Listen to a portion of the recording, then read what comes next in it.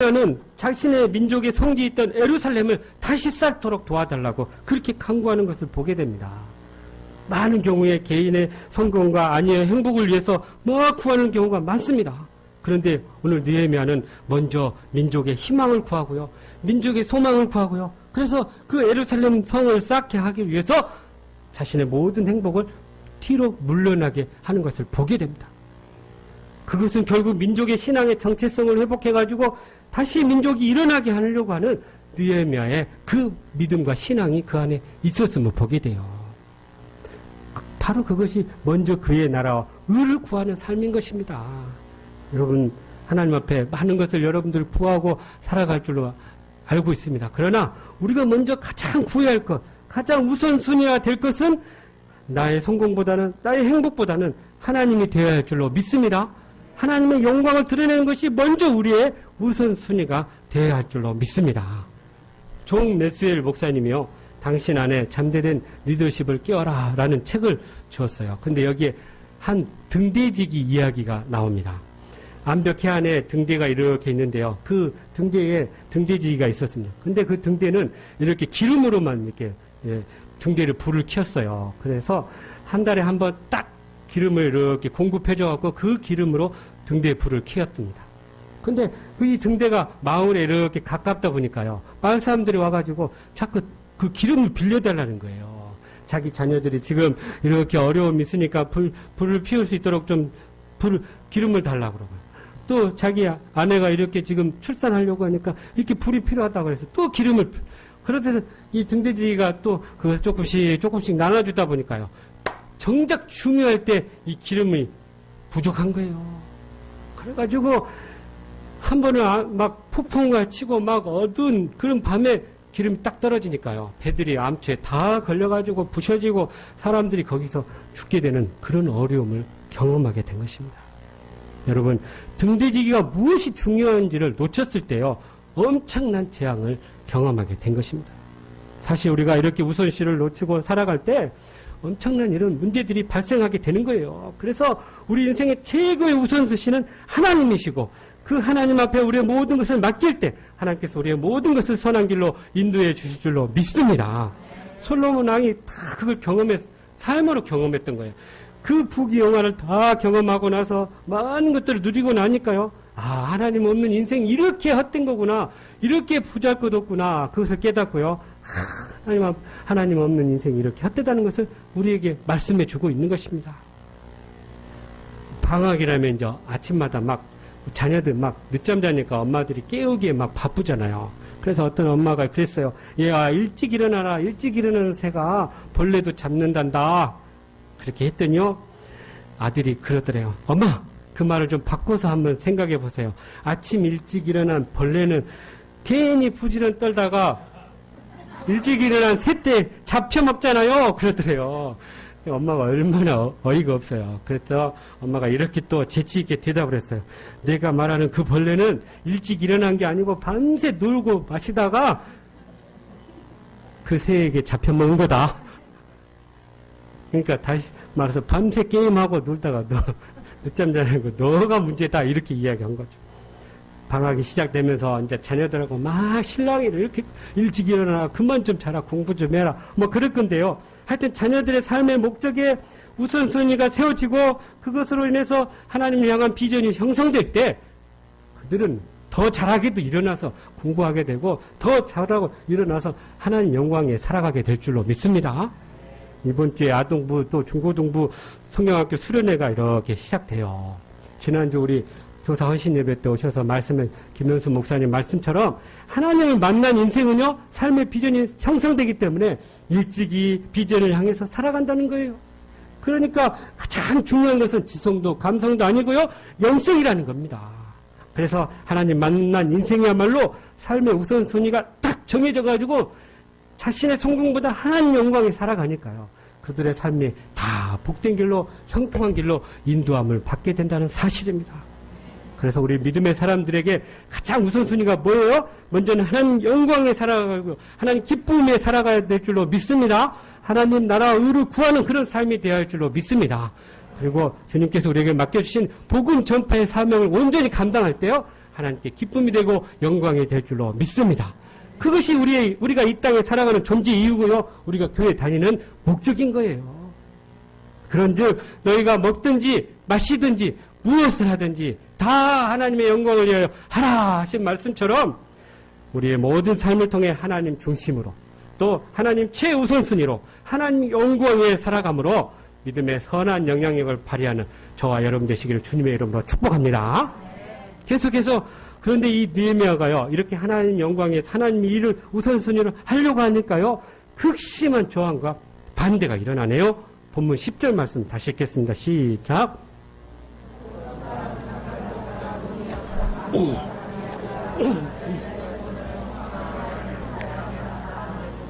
심히 근심하더라. 아멘. 예, 이제 느헤미야가 예루살렘을 재건한다는 이렇게 소문이 나니까요. 당시 유대 총독이었던 이 호론 사람 산발락과 그의 종인 아비야가요.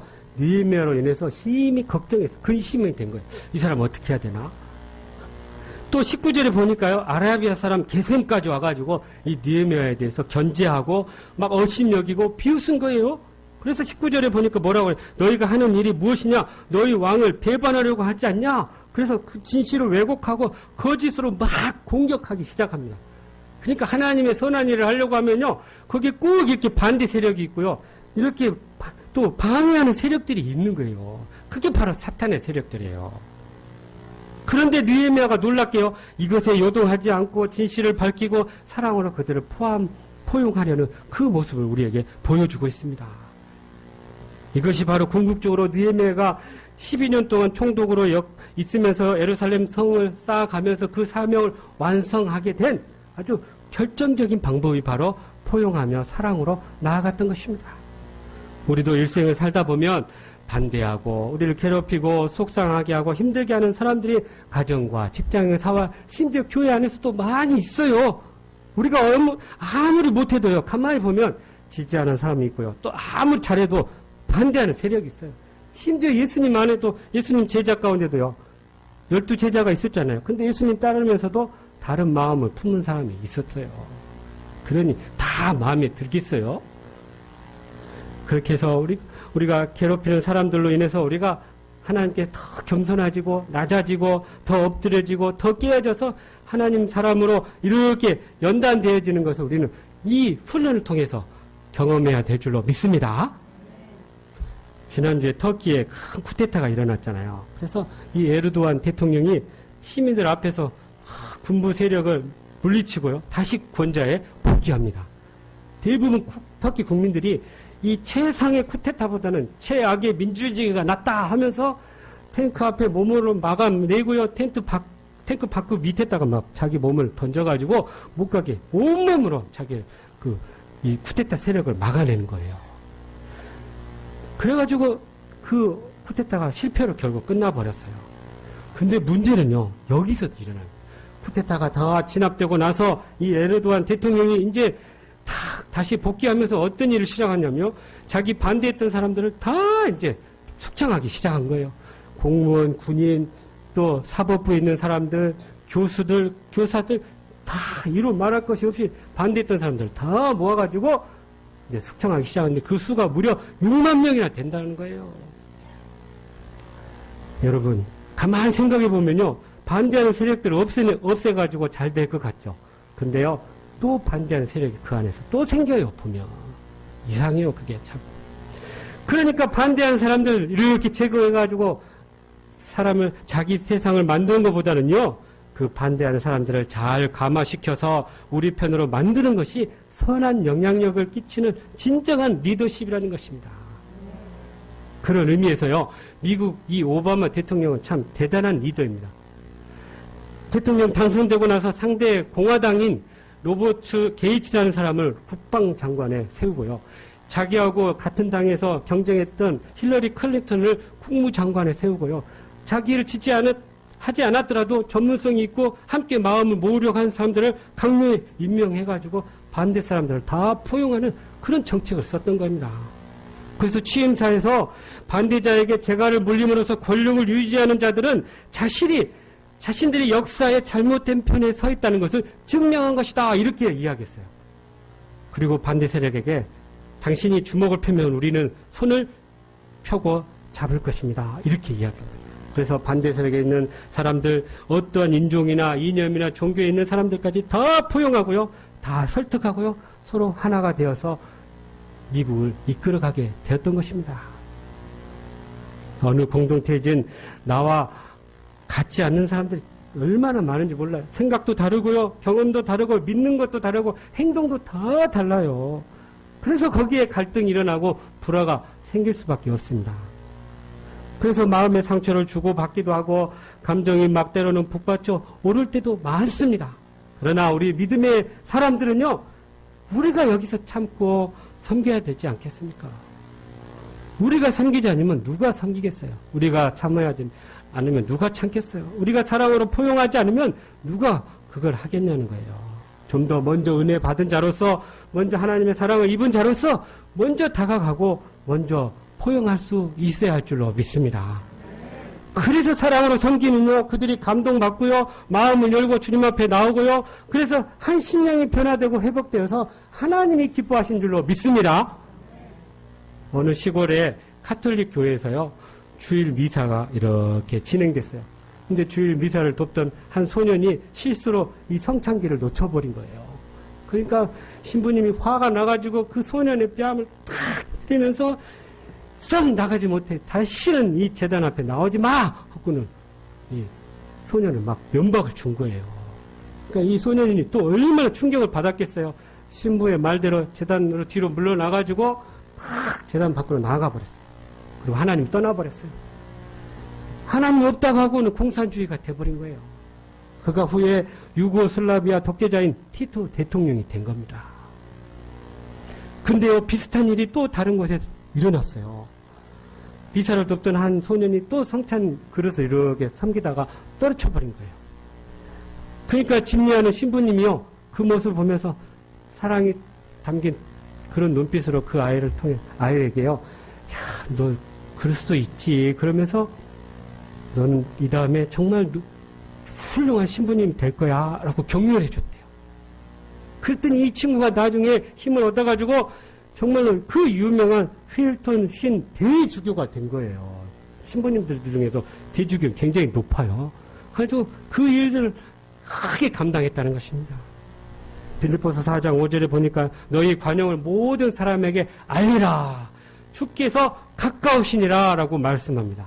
그러니까 우리가 대하는 모든 사람들에게 주의 사랑과 관용으로 대할 때요, 그들의 우리의 사랑과 그 관용으로 감동을 받고 그들의 마음을 열게 될 것이고 그들이 정말 하나님의 그 사람으로 회복되게 될 줄로 믿습니다.